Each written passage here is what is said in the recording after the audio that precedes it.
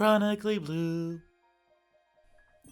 Hello, all of my super sleepy bears. My name's Chronically Blue, and welcome to a special, unique episode of Sonic Frontiers. What is happening this episode, you may ask? Well, I'm so glad you asked because I'm about to tell you.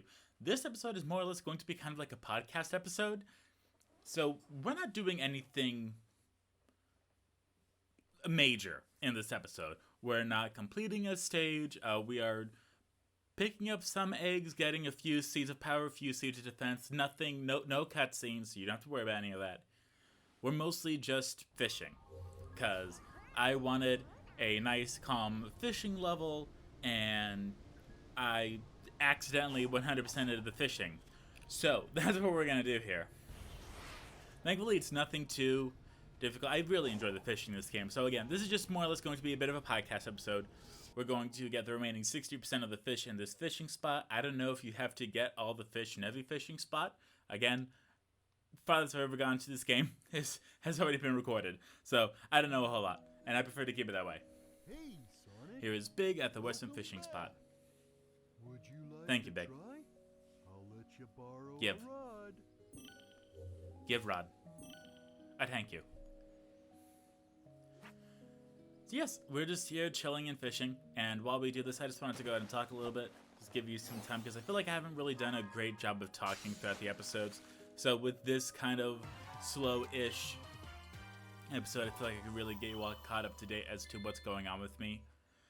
What's going on is not a whole lot, thankfully, nothing too drastic. One thing that I am trying to do is I'm trying to get a hold of Xbox 360, because unbeknownst to me, every single Sonic game available on the 360 you can purchase digitally, which is super cool. Definitely reduces the hassle of going through and getting Sonic games physically. As well as there's also the Sonic Adventure 1 and 2 games on the Xbox, and there's the Unleashed game, which I still have never completed. I tried to Let's Play, and then I just kept getting stuck on this one level, and that was basically it, which was so much fun for me.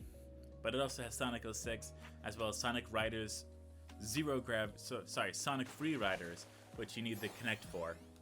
Which I've always heard people say is just really hard and like unplayable, but even when watching YouTubers play it, I always felt like they're doing it wrong and that I could definitely do it better than them.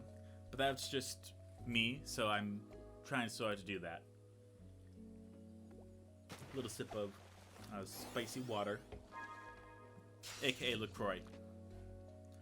But yes, just a few of the things is that I found someone who was selling an Xbox 360 for $25. The cords, a controller, and the system itself.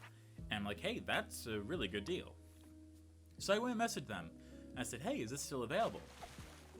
A few days go by, nothing happens. So I messaged them again, like, hey, is this still available? I'm interested in purchasing this. And I still have not gotten a response.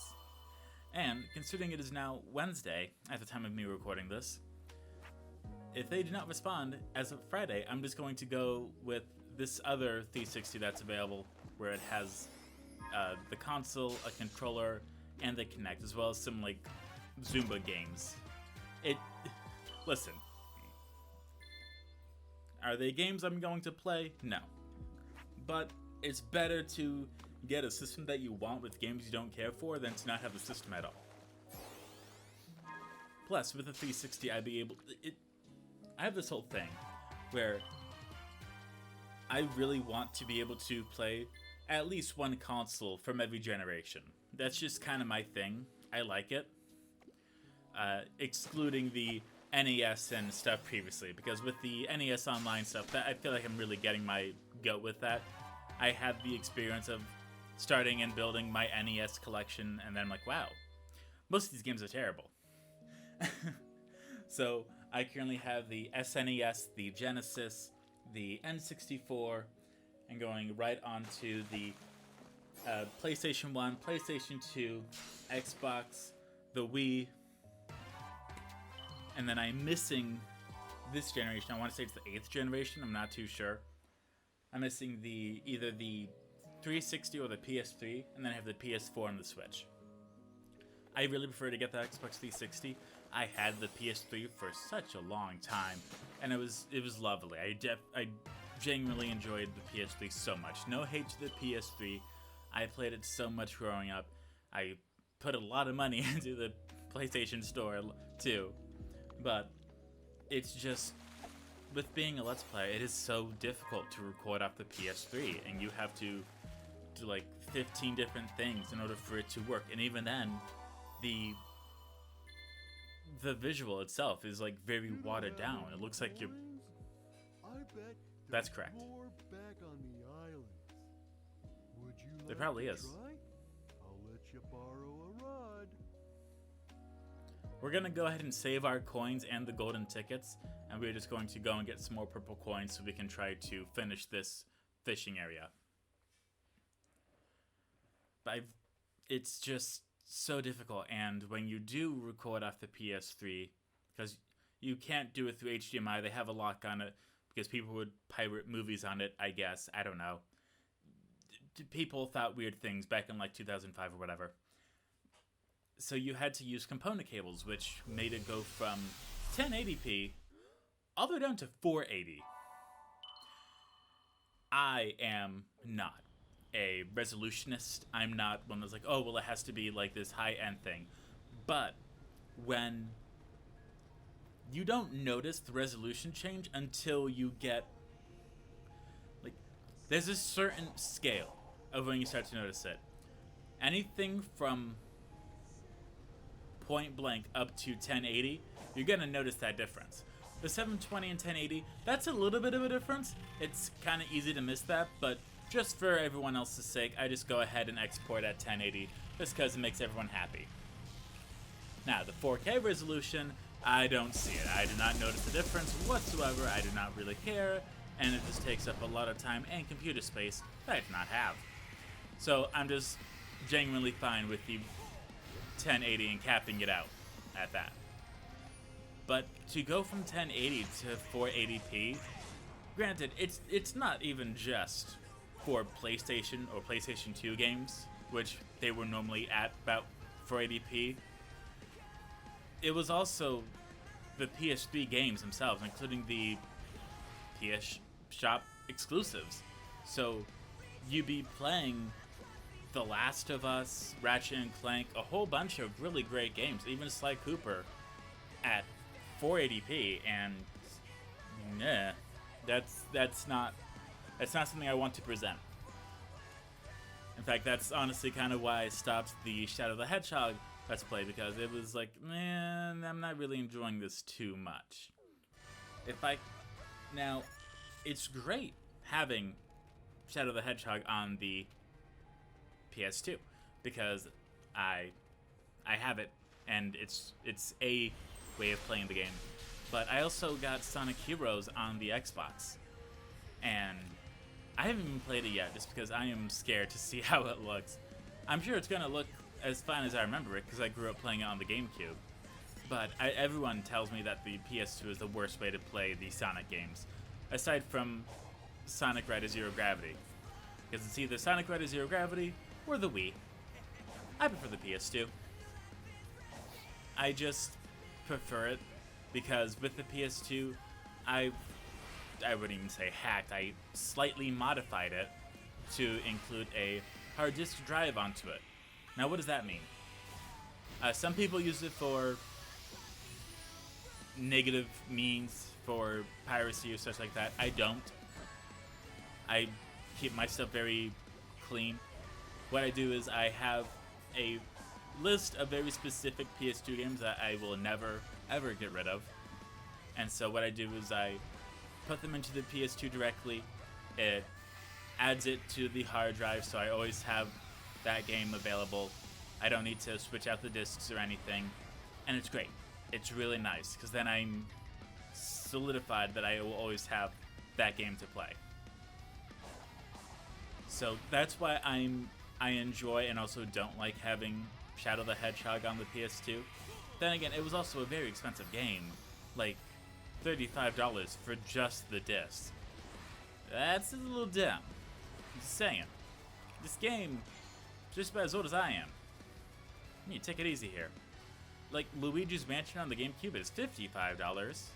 Sweet goodness. No, because I remember when Super Mario Sunshine used to be $60. I don't want to know how much it is now, because I feel like it has doubled. I could be incorrect, that could just be me putting stuff out there. I have not checked, and for a good reason.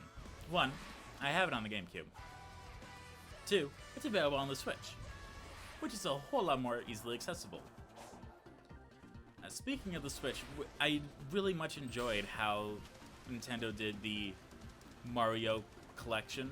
I really hope they do something like that for Legend of Zelda. Just a 3D collection of not even Majora's Mask and such, but specifically the ones that people can't really play anymore. Like the Four Swords Adventure, Wind Waker, Twilight Princess, just like that kind of stuff, because those are still very expensive and very hard to come by. And yeah, somehow we got a trophy here. I'm not sure how, but we got Swath of Destruction there. It's just the kind of thing that, with each new console generation, it becomes more and more apparent what your specific type of style of gameplay and collecting is. Do you get games as soon as they come out because you are really excited about it? Do you pre-order them in order to get the extra goodies and bonuses? Do you wait for the price drop? I do a little, I mostly just wait for the price drop. Like, I know that Square Enix is working on and releasing the Final Fantasy Pixel Remaster Collection with 1 through 6 on it. That's fantastic.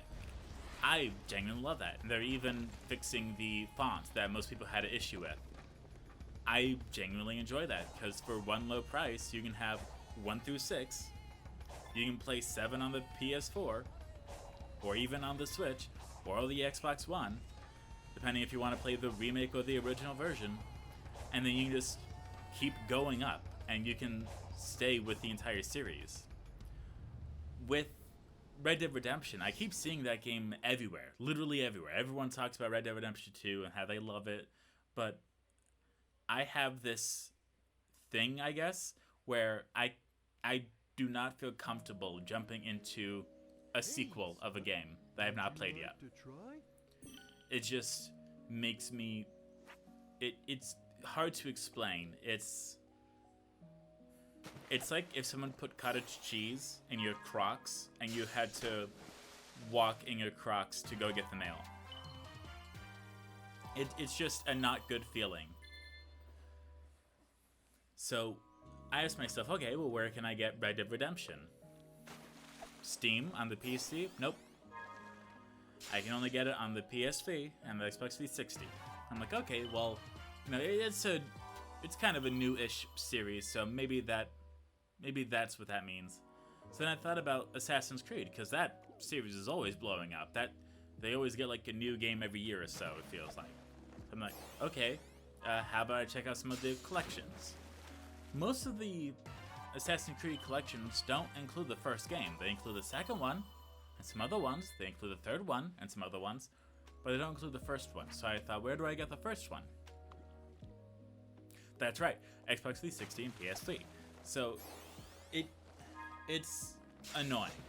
It really is. And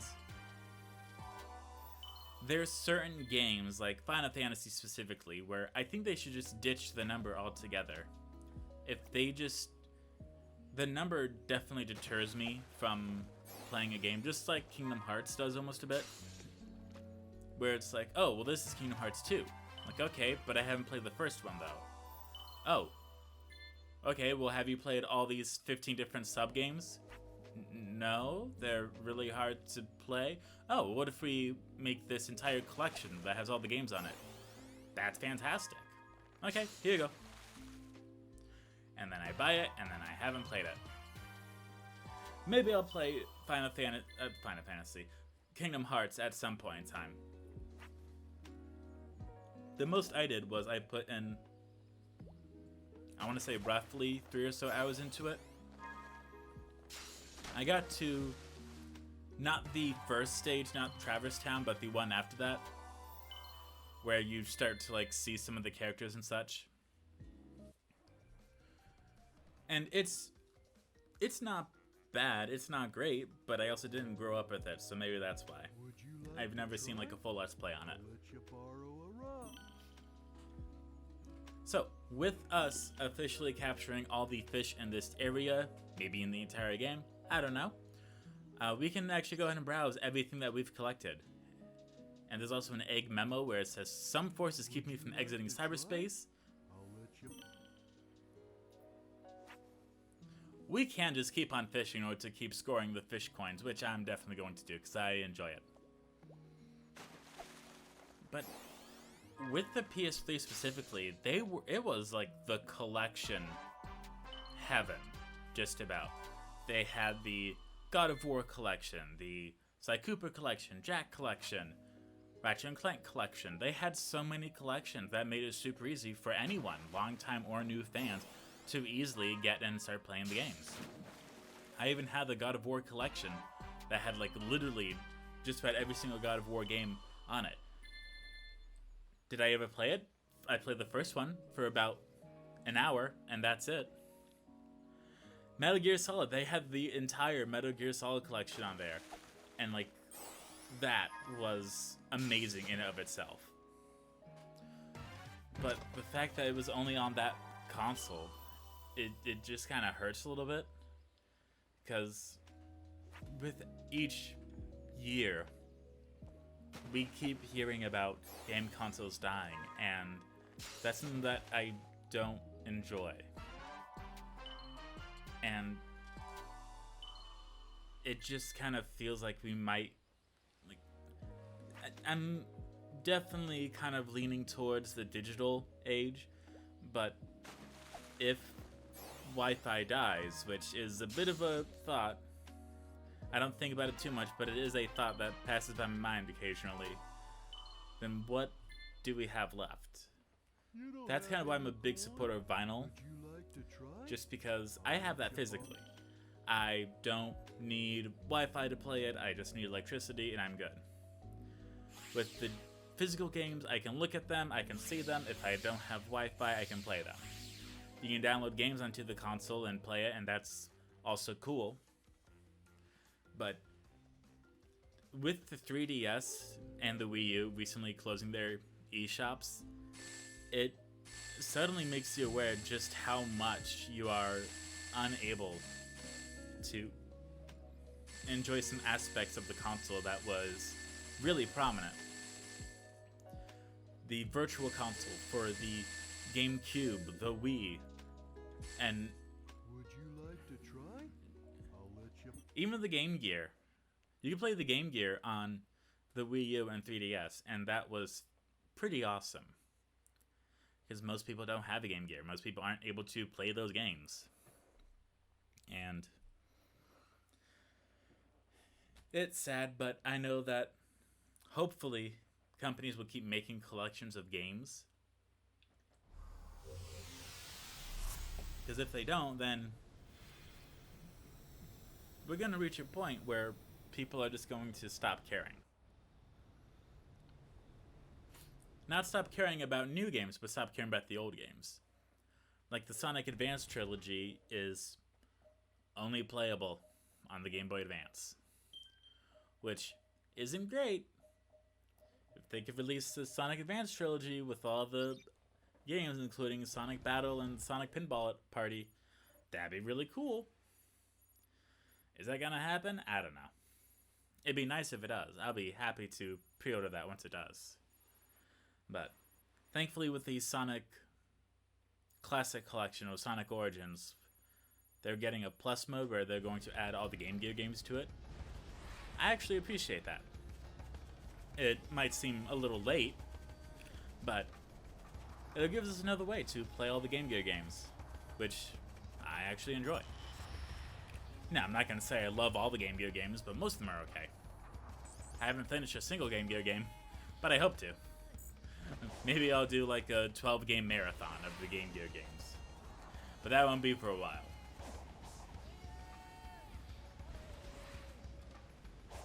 So here right now, just finding more purple coins around here and trying to locate the Coco, the Elder Coco, so we'd be able to level up and upgrade and such. And then I remember that it's all the way over there, so we're gonna have to go and run over there. Thankfully, it doesn't take too long, because again, we are Sonic. But it's nice to enjoy the breeze a little bit. I also recently just got a game called Road Redemption, and it's really fun. You play as a motorcyclist, and you have weapons. And as you're driving, you have to focus on the road, as well as attacking the people that are trying to attack you with, like, a pipe, a shovel. It's very... It's like... It's either teen or M for mature. It has some strong language in it, so it's probably M for mature. But it is really fun. And they even have a little disclaimer in the beginning that says, "Dear YouTubers, streamers, Let's Players, you are able to monetize this game." I'm like, oh, they care about us. That's very nice. I'm gonna have some difficulty getting up here, so you might be struggling a little bit and biting your nails. Being like, get up there! Just give it a second. It takes a little bit, but I get up there. And here we are just ignoring Amy again. Because we don't, again, taking a nice, easy time. No cutscenes. And this isn't gonna happen a lot, unfortunately. As much as I enjoy talking until my throat gets sore, this is not gonna happen too often.